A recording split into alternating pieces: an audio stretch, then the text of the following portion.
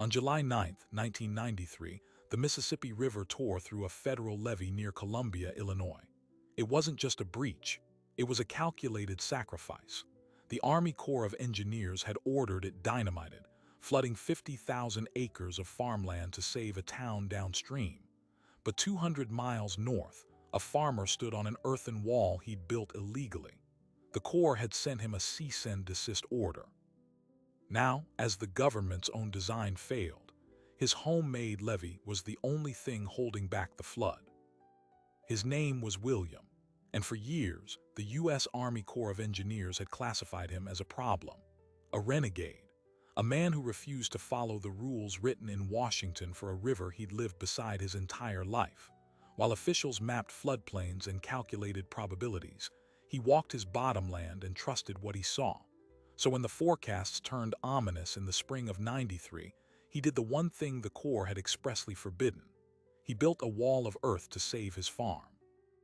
This is the story of why he did it, why they said he couldn't, and what happened when the greatest flood in a century tested them both. William's family had worked this bottomland along the Mississippi for 3 generations. His grandfather bought the parcel in 1921, rich alluvial soil that could grow anything, with one glaring condition. It flooded. Not every year, but often enough that you learned to read the river's mood in the color of the sky and the behavior of the birds. They built simple, low berms by hand, not to defeat a great flood, but to nudge the occasional high water around the best fields. It was a conversation with the river, not a war. William took over the full 600 acres in 1974. He was 32, and he immediately noticed something had changed. The river felt different, tighter, constrained. Up and down the Mississippi, the U.S. Army Corps of Engineers had been executing a master plan born from the catastrophic flood of 1927. A system of massive, standardized levees, floodwalls, and reservoirs designed to tame the basin for good.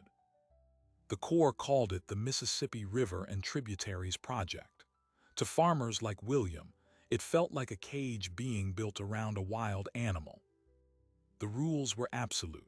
If you owned land within the designated floodway, a corridor the Corps reserved for the river to spread out during extreme events, you could not build any structure that would obstruct the flow of water. No new permanent levees, no fills, no anything without a federal permit, which was almost never granted for private agricultural land. The Corps had maps, complex hydrological models, and the full force of federal law. William had the memory of where the 1951 crest had lapped, which his father had marked with a notch on an old cottonwood tree. For 15 years, an uneasy peace held. William farmed around the Corps rules. He maintained the old family berms, which the Corps grandfathered in as pre-existing non-conforming structures, a bureaucratic term meaning they were tolerated but could not be improved. Then in the fall of 1989, the Corps completed a new study, revised flood models, new rainfall data. They redrew the maps, and William's farm was suddenly reclassified. A larger portion was now officially in the floodway. The old berms were now in the Corps view, a more serious obstruction. He received the first official letter in January of 1990. It was from the Rock Island District of the U.S. Army Corps of Engineers. The subject line read "Compliance Order." It stated that the earthen berms on his property, specifically along the northern quarter-mile of his river frontage, were an unauthorized obstruction within a federal floodway. He was ordered to cease all maintenance on them. Effectively, he was to let them erode and disappear. William drove to the Corps District office in Rock Island, Illinois. He met with a project manager, a civil engineer in his 40s named David Chen. William spread his own hand-drawn map on the table, showing where the water had actually flowed in '65 and '73. Chen listened politely, then pointed to the federal code printed in a binder. The law, he explained, wasn't concerned with what had happened on William's specific farm. It was concerned with managing risk for the entire system. A levee here, even a small one, could push water toward a weaker levee somewhere else. It could increase the crest height for a town downstream. His individual protection was a threat to the collective safety. "What about my land? William asked. My home, my barn. The core priority, Chen explained, is the integrity of the federal project. We have to consider the greater good. We can discuss a possible buyout of your floodway acres under a federal program. This isn't a buyout, William said. This is a surrender. It's risk management, Mr. Chen replied. William left that meeting with a cold understanding. To the core, his farm was not a homestead. It was a tract of geography within a hydraulic equation. The 600 acres his family had poured their lives into were now classified as hydrologic storage, a place where, in a calculated emergency, water was supposed to go. Let me tell you about the spring of 1993, because that's when the equation started to solve itself and William stopped listening to the maps from Rock Island. The winter had been brutally wet. The ground was saturated by April. Then the rains came. Not storms, but a persistent, weeping sky that lasted for months. Portions of Iowa received 48 inches of rain between April and August, 700% of normal. The soil couldn't absorb another drop. Every raindrop became runoff, and every stream became a torrent draining into the Missouri and the Mississippi. By late May, the rivers were already at bankfull. The National Weather Service issued forecasts that sounded like science fiction. Crest projections were revised upward weekly, then daily. The Corps moved into what they called flood fight mode.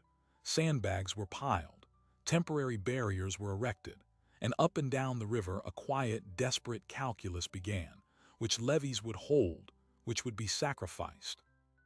On June 27th, William stood on his property line and watched the Mississippi, now a churning, coffee-colored monster, lick at the base of his grandfather's crumbling berm. The old cottonwood with the 1951 mark was already half submerged. The water was still rising. According to the Corps' latest bulletin, the coming crest would overtop his land by at least 4 feet. Everything, the house, the machinery sheds, the year's crop, would be under water for weeks. Total loss.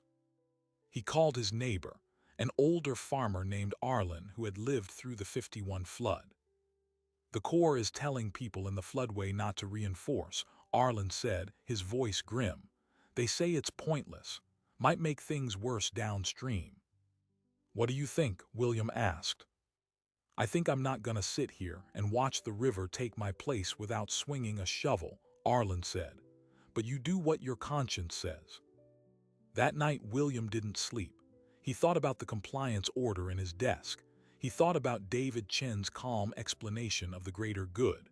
He thought about the photograph of his grandfather standing in front of the same barn, the river placid in the background. At 4 in the morning, he made 2 phone calls. The first was to his cousin, who owned a dirt-moving business. The second was to Arlen. By sunrise, 3 bulldozers and a scraper were on his riverfront. They weren't just maintaining the old berm. They were building a new one, taller, wider, with a compacted clay core. They worked with a frantic energy, shaping the earth against the coming tide. It was a direct, physical violation of the Corps order, a federal crime. A Corps inspection helicopter flew over at 10 a.m. By 2 that afternoon. A white government sedan was kicking up dust down his gravel drive. It was David Chen this time. It was a man from the regulatory branch, accompanied by a uniformed Corps officer. The man handed William a new document. It was a cease and desist order and a notice of intent to seek a federal injunction. If he did not stop construction immediately and begin removing the fill material, the United States government would sue him. William took the paper, his hands stained with dirt. The diesel rumble of the bulldozers was the only sound. You understand this is a violation of the Clean Water Act and the Flood Control Acts of 1944 and 1960. The regulator asked, shouting over the noise. I understand the water is coming, William said, and this is my land. It's not just your land, sir. It's part of a system. What you're doing could endanger lives and property miles from here. You blew up a levee at Columbia to save a town, William said, his voice flat. You're making choices, too. I'm making mine. The men left, the injunction process now in motion. But the legal wheels would turn far slower than the rising river. William looked at the half-built wall of earth, then at the brown water creeping through the trees. He walked over to the lead bulldozer operator, his cousin. "What do you want to do?" his cousin asked. William didn't hesitate. He pointed at the levee. "Finish it." For the next 72 hours, they worked in shifts under the glare of portable lights. The river rose a foot a day. Then two. The new levee grew in response, a raw, brown scar against the green bottomland. It was a race measured in inches. William slept in the cab of his truck for an hour at a time, waking to the sound of diesels and the sickening smell of wet earth. He knew the Corps was watching. The helicopter came back every afternoon, but no marshals arrived. No injunction was served. The flood was moving faster than the federal court in Springfield. On July 3rd, the levee was finished. It stood 12 feet high with a 10-foot base stretching a quarter-mile along the most vulnerable section of his property. It was ugly, functional, and utterly illegal. That evening, William, Arlen, and the crew stood on top of it. The river was now just 3 feet below the crest. It had the sound of a freight train running constantly in the distance. They didn't celebrate. They just stared at the water, knowing the real test was still coming. Let me tell you about what was happening upstream.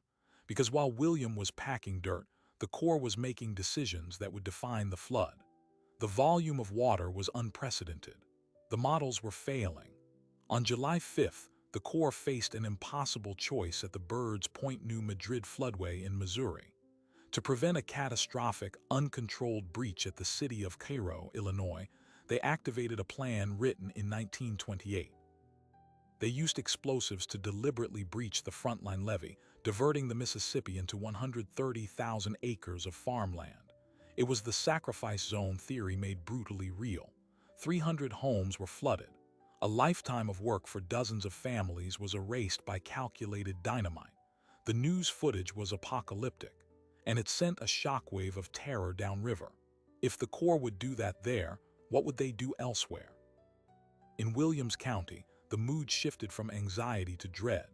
The county emergency manager, a man named Phil, had been relaying the Corps advice. Do not build unauthorized barriers. But after Bird's Point, people stopped listening. A chaotic grassroots flood fight erupted. Farmers used farm loaders to pile dirt.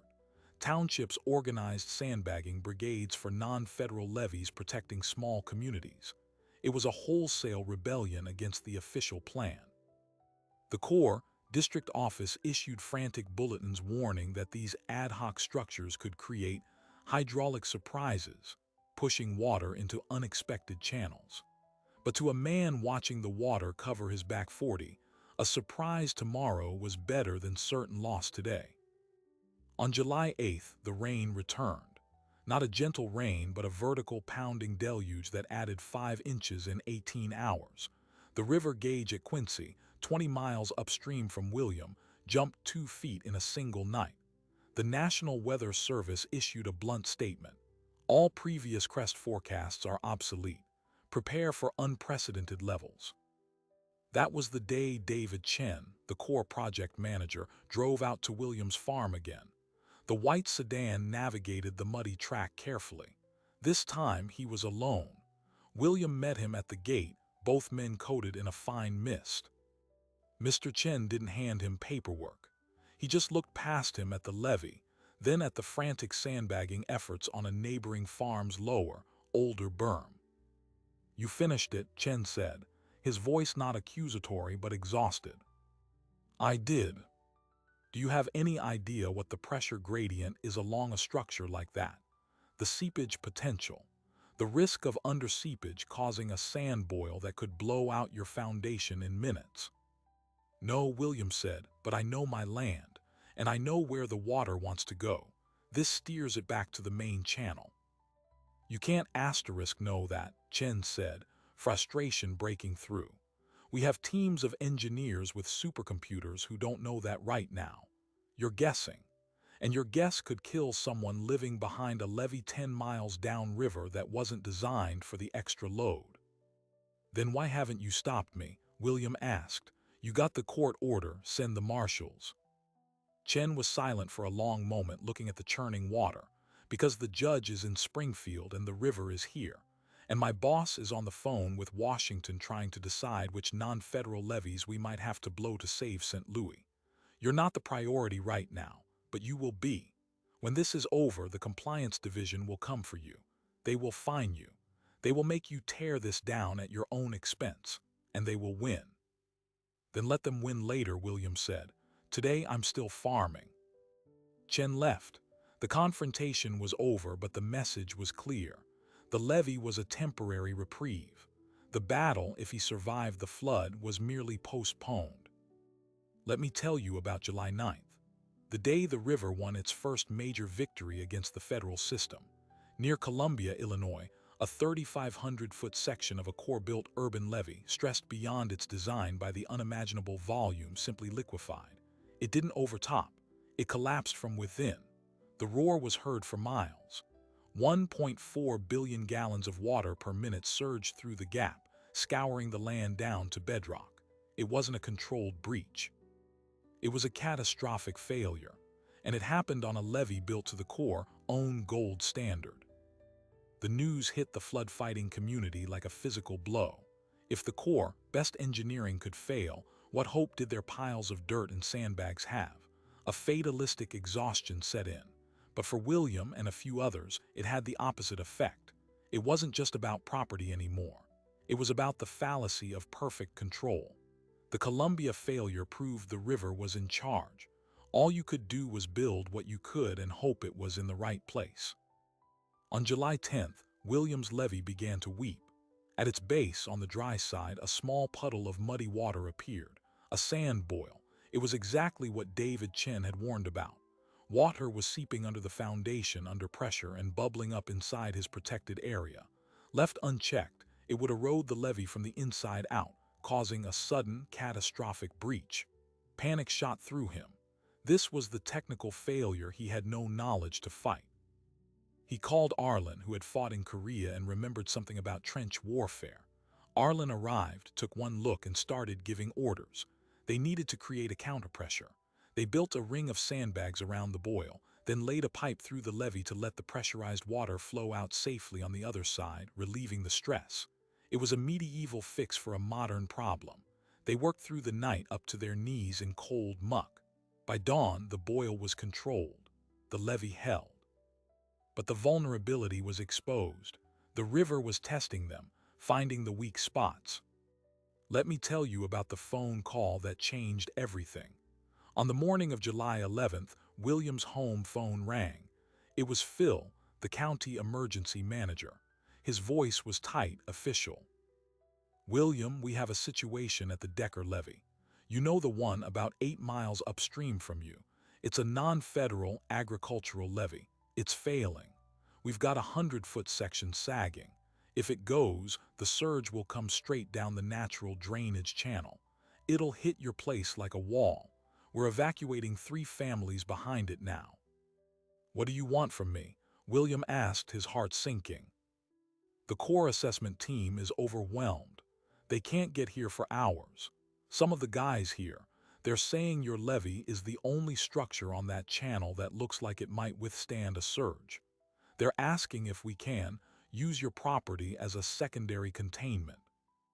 William was silent. They were asking him to use his illegal levee as a backstop for their failing one, to officially make his problem their solution. "Who's it?" "The township supervisors. And unofficially, a Corps field guy on the ground here says if it holds, it could prevent a wider inundation. He can't authorize it, but he's not stopping us." William looked out his window at his levee. He thought of David Chen's warning about endangering people downstream. Now, the same principle was being inverted. His defiance might save people upstream. "Tell them to send the water," he said. What happened next wasn't a gentle overflow. It was a rupture. At 3:17 in the afternoon on July 11th, the Decker Levee failed. 120 feet of compacted earth dissolved into the torrent. A wall of water 6 feet high exploded down the natural swale that led like a funnel toward William's farm. From his porch he saw it coming, a rolling brown tide carrying the debris of upstream farms. splintered lumber, a drowned tractor, the roof of a shed. It hit his levee with a sound like thunder. The impact shuddered through the ground. For a terrifying minute, the entire structure seemed to groan and settle. Water sloshed over the top, carving rivulets down the backside. William, Arlen, and a handful of others scrambled up the slope with shovels, beating back the overtopping flow with sandbags, their efforts pathetic against the force. But the levee held. It didn't breach. It absorbed the surge and turned it aside, forcing the water back into the main flood channel. The containment worked. News traveled fast in a flooded county. By that evening, the story wasn't about the Decker levee failing. It was about the renegade berm that had stopped the cascade. The township supervisors, who had whispered their request to William, now spoke about it openly to the local paper. A reporter from the St. Louis Post-Dispatch showed up the next morning, taking pictures of the intact levee with the devastation of the failed one visible in the background. The headline 2 days later would read, "Where official flood control failed, a farmer's defiance succeeded." Let me tell you about the reaction inside the Rock Island District Office, because the newspaper headline landed on David Chen's desk like a live grenade. His superiors in Washington had seen it. The Public Affairs Office was fielding calls. The narrative was a public relations nightmare. The Corps' prescribed systems were failing, while an unauthorized, illegal structure was performing. Chen was ordered to prepare a technical rebuttal. He was to emphasize that the levee was unsafe, that its survival was luck, and that it posed a latent danger. But Chen had been on the ground. He'd seen the sandbag ring around the sand boil. He'd seen the compacted clay core. In his private technical assessment, a document never meant for the public, he wrote a single damning line. Structure, while non-compliant, appears to have been constructed with an intuitive understanding of local hydrology absent from the regional model. The contradiction was now institutional. Publicly, the Corps had to condemn William's action to preserve the authority of the entire regulatory system. Privately, some engineers were starting to ask uncomfortable questions. Had their large-scale models become too rigid? Did they discount local, granular knowledge of the land? On July 16th, the Mississippi River at St. Louis crested at 49.58 feet, a record that still stands. The entire basin was a continuous inland sea, and in the midst of it, William's Levee became a strange, isolated island of dry land. His fields behind it were muddy but drainable. His barn and home were secure. For miles in every direction, other farms were under 10 feet of water. The visual contrast was stark, visible even from satellite imagery. The Corps' own aerial survey photos showed a perfect rectangle of green, surrounded by an ocean of brown. It was this image that finally brought the confrontation to a head. On July 22nd, with the waters beginning a slow, reluctant retreat, a different vehicle came down Williams Drive. It was a black Suburban with federal plates. Out stepped two men. One was a lawyer from the Corps Office of Counsel. The other was the deputy district commander for the Rock Island District, a lieutenant colonel named James Walsh. William met them at the levee itself. No more porch meetings. The ground was the evidence. Lieutenant Colonel Walsh didn't mince words. "Mister, you have created a significant compliance issue. This structure is in blatant violation of the Clean Water Act. It must be removed." When William asked, "As soon as the ground is stable enough to support equipment, you will return this floodway to its natural contour. The Corps will supervise, and you will bear all costs. Failure to comply will result in daily fines of $25,000 and possible criminal referral." William looked at the lawyer, then back at Walsh. "And if I say no?" "Then we will obtain a court order. The United States Marshals Service will escort our contractors onto your property, and we will remove it for you. Then we will lien your land to recover every cent of the cost." It was the full, uncompromising weight of the federal government. The time for warnings and field assessments was over. The flood fight was concluding. The compliance war was beginning. But then the lieutenant colonel did something unexpected. He turned and looked at the levee, then at the still submerged lands around it. His tone shifted, just slightly, from official to personal. "Off the record, mister, this caused me a lot of headaches. My phone rang off the hook because of that newspaper article. People are asking why we're stopping farmers from protecting themselves when our own systems are overmatched." He paused, choosing his words carefully. "The law is the law. My job is to enforce it, but I need you to understand something. This isn't about you. It's about the precedent. If we let this stand, then next year every landowner on this river will build their own levee. They'll build them wrong. They'll connect them. They'll turn the floodway into a maze of poorly built walls that will push water onto their neighbors, or worse, onto a town. The system only works if everyone follows the same rules, even when the rules feel wrong." It was the most honest explanation William had ever received. It wasn't about hydrology or models. It was about control, about managing human nature. The Corps wasn't just fighting a river. It was trying to manage the desperation of everyone who lived beside it. William didn't have a grand speech in return. He just nodded. "I understand your job, Colonel, but you need to understand mine. This land is my job, and for now it's still here." The men left, the order stood. Let me tell you about the week that followed, because that's when the story turned from a local dispute into a national symbol. The Post-Dispatch article was picked up by the Associated Press. It ran in papers from Chicago to Dallas. Cable news, looking for human interest stories amid the disaster fatigue, sent a crew. They filmed the stark aerial shot of Williams' green fields. They interviewed the families whose homes had been saved because the Decker levee surge was contained. They tried to interview the Corps, who gave only a written statement reiterating the importance of uniform floodplain management. The narrative crystallized: the little guy versus the federal bureaucracy, common sense versus red tape. It was an irresistible frame, even if it oversimplified the complex engineering truth. William found himself an unwilling folk hero. Letters of support poured in from other farmers across the Midwest. Donations from strangers arrived in envelopes, $5 and $10 at a time, to help with his legal fund. A congressman from a neighboring state, sensing a potent political issue, gave a speech on the House floor about Washington overreach, and the farmer who knew better than the bureaucrats.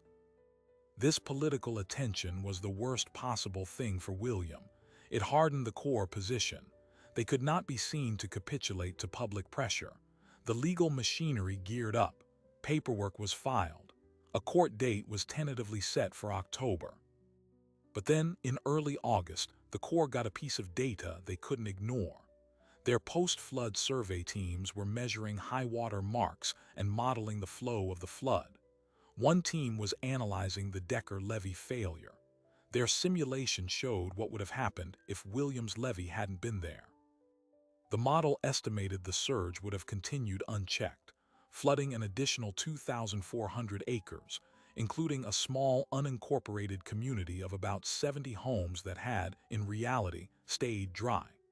The illegal levee hadn't just saved Williams' farm. According to the Corps' own updated analysis, it had prevented significant secondary flooding. David Chen received this report. He took it to Lieutenant Colonel Walsh. The two men sat in Walsh's office, the document between them. "This complicates the enforcement posture," Chen said quietly. "It doesn't change the violation," Walsh replied, but his eyes were on the estimated flood damage figure: $3.7 million in prevented losses. "No, sir, it doesn't," Chen agreed, "but it changes the story from reckless endangerment to unauthorized mitigation. That's a very different conversation with a judge, or with the press." A silence hung in the room. The Corps was trapped in its own logic. To enforce the law, they would have to punish a man whose actions, in a specific and provable instance, had aligned with their own mission: reducing flood damage. It was a paradox with no clean bureaucratic exit. Walsh made a decision. He slid the report into a folder. "We proceed with the enforcement action. The violation is clear, but we slow walk it. Let the legal process find its pace. Let the public attention fade, and for God's sake, keep this report internal. The reprieve was administrative, not official, but it was something. The October court date was postponed, pending further review. William didn't know about the internal report. All he knew was the immediate threat of bulldozers had receded. The floodwaters were gone, leaving a wasteland of silt and wreckage. His land was whole. His home was standing. He walked his levee every day, inspecting the scars where the water had attacked it. It was battered but solid, a fact on the ground. In late August, David Chen made one final, unofficial visit. He found William repairing a fence line. "No paperwork today," Mr. Chen said. "What's the catch?" William asked, not unkindly. "No catch, I'm being transferred. Kansas City District. Before I go, I wanted to say that sandbag ring around the boil. It was the correct procedure. You saved your levee." "I had help," William said. "I know." Chen looked out over the field, then back at the levee. "My grandfather was a farmer in China. He rebuilt a dike with his brothers after a typhoon. The officials told him not to. He did it anyway. They all did. Sometimes the map is wrong." He extended his hand. William shook it. "Good luck," Mr. Chen said. "They're not going to forget about this." "I know," William replied. Chen drove away, leaving William alone with his illegal, enduring wall of earth. The battle was frozen, not finished. The flood was over, but the fight for the future of his land and the meaning of his defiance was just beginning. And it would be settled not by water, but by words in a wood-paneled courtroom. The lawsuit, United States of America versus William, was filed in federal district court on November 3, 1993. It was a dry, 12-page document that reduced the drama of the flood to a series of legal allegations. Unauthorized discharge of fill material into waters of the United States, violation of Section 404 of the Clean Water Act, and failure to comply with a cease and desist order. The government sought injunctive relief, the removal of the levee, and civil penalties of up to $25,000 per day of violation. William hired a lawyer, not a local attorney, but a man from Chicago named Robert Hayes, who specialized in environmental law and had once worked for the Corps. Hayes's strategy was not to deny the violation. It was to argue for mercy based on the result. He entered the Corps' own internal post-flood survey into evidence, the one that estimated the levee had prevented $3.7 million in damage. He subpoenaed the township supervisors and the families from the unincorporated community. His argument was simple. Yes, the levee was built without permission, but it served the public interest the Corps is sworn to protect. Removing it would be an act of punitive bureaucracy, not sound floodplain management. The Corps lawyers argued the opposite. The law was black and white. Permits existed for a reason. If every citizen acted on their own judgment, the system would collapse. They presented testimony from David Chen's replacement, who stated the levee was a hydrologic wild card that could have made things worse. It was a battle of philosophies, with William's dirt wall in the middle. The trial lasted 3 days. On the final day, the judge, a 60-year-old appointed by President Reagan, asked both sides a blunt question. If the Corps had received a permit application for this levee in April of '93, would you have approved it? The Corps lawyer answered, "Almost certainly not, Your Honor. It's in a designated floodway." The judge then turned to William's lawyer. "Mr. Hayes, if your client had applied and been denied, would he have built it anyway?" Hayes looked at William, then back at the judge. "Given the imminent threat, Your Honor, I believe he would have." The judge took the case under advisement. For 6 weeks there was silence. William worked his land, the levee still standing. The notoriety faded. The donations stopped. It was just him and the waiting. The decision arrived in the mail on January 15, 1994. Judge Eleanor Vance ruled in favor of the United States on the violation. William had broken the law. He was ordered to pay a civil penalty of $15,000. But then, she ruled against the government on the injunction. She did not order the levee removed. In her written opinion, she stated, "The court finds that the defendant's actions, while unlawful, were taken in the face of an unprecedented natural disaster and resulted in a net benefit to the public. Forcible removal of the structure at this time would serve no purpose other than to make a point. The point has been made." It was a Solomon-like split decision. William was a fined violator, but his levee could stay. The Corps had won the legal principle but lost the physical battle. They accepted the ruling. No appeal.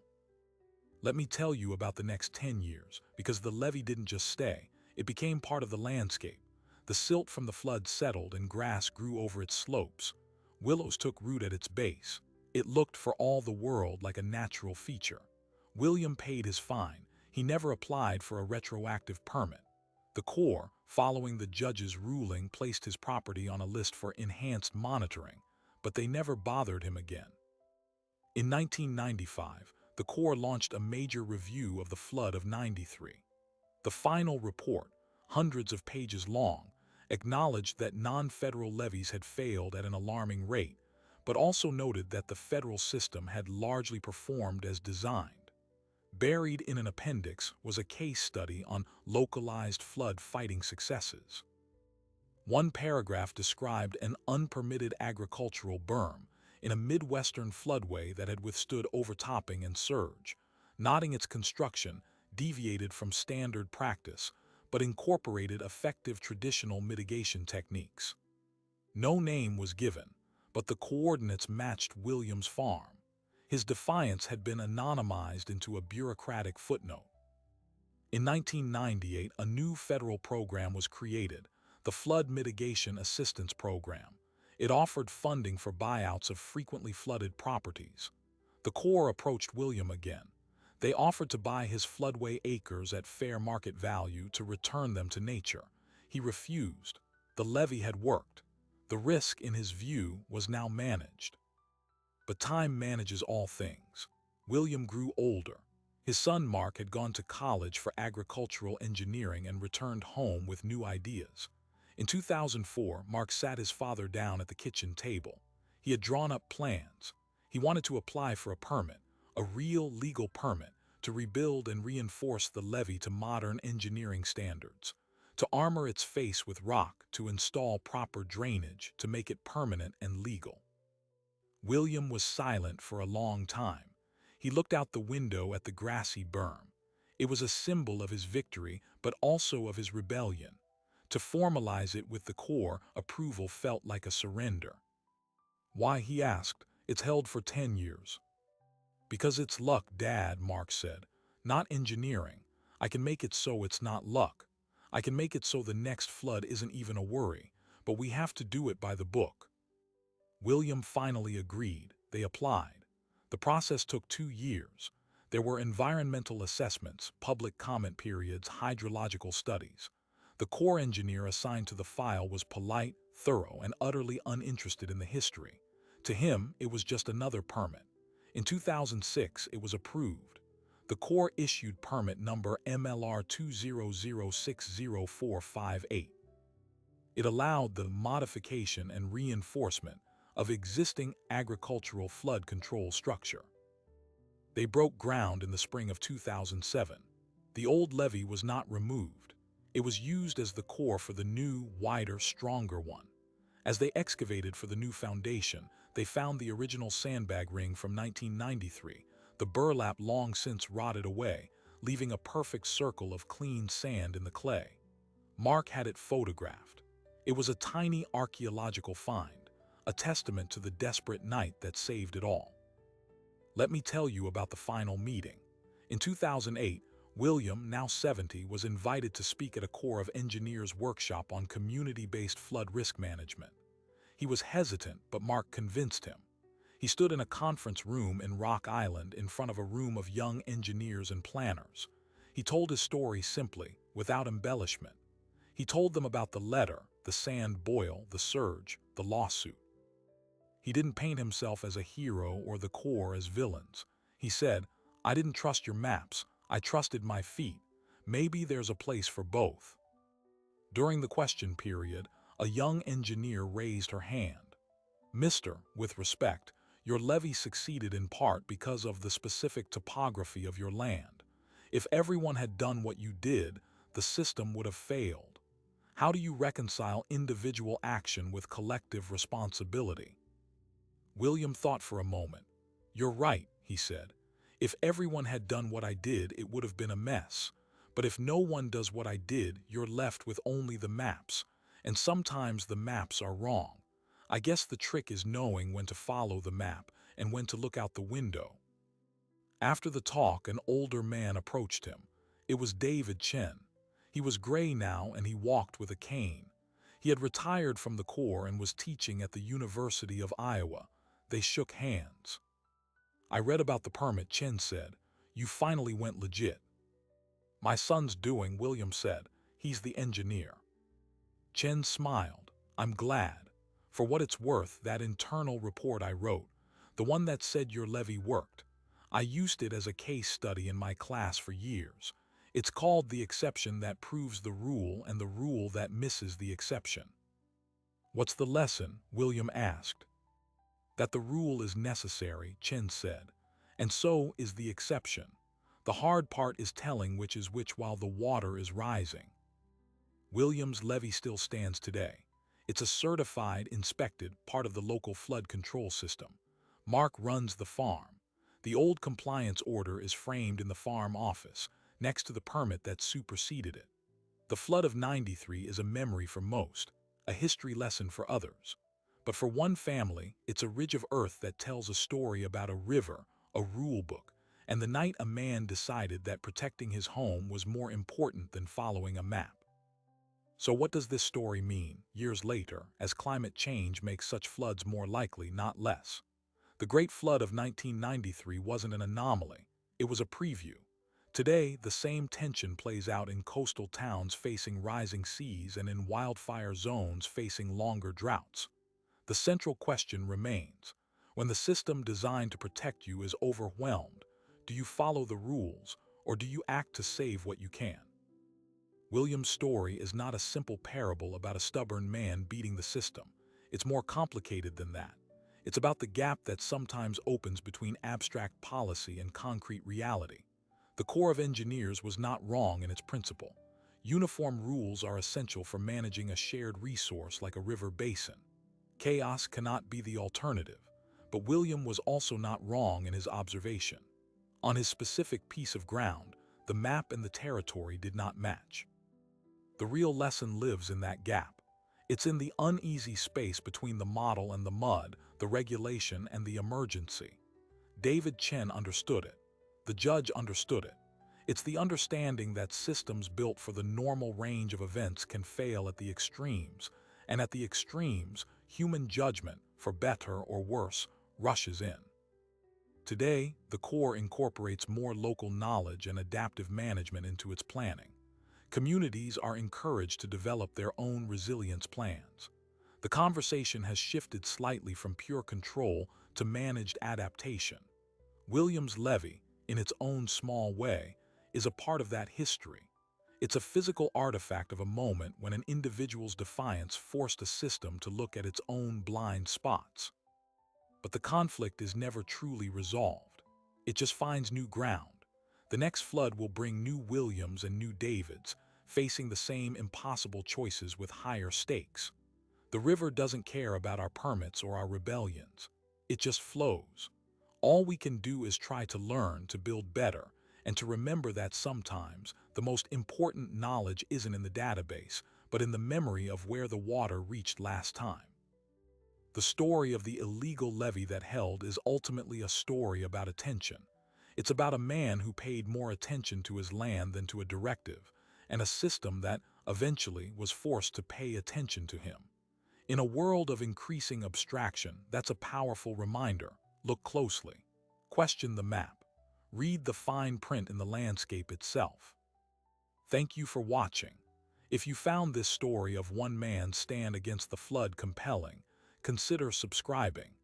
We uncover more forgotten histories and human dramas where the rules of the world get tested by the people living in it.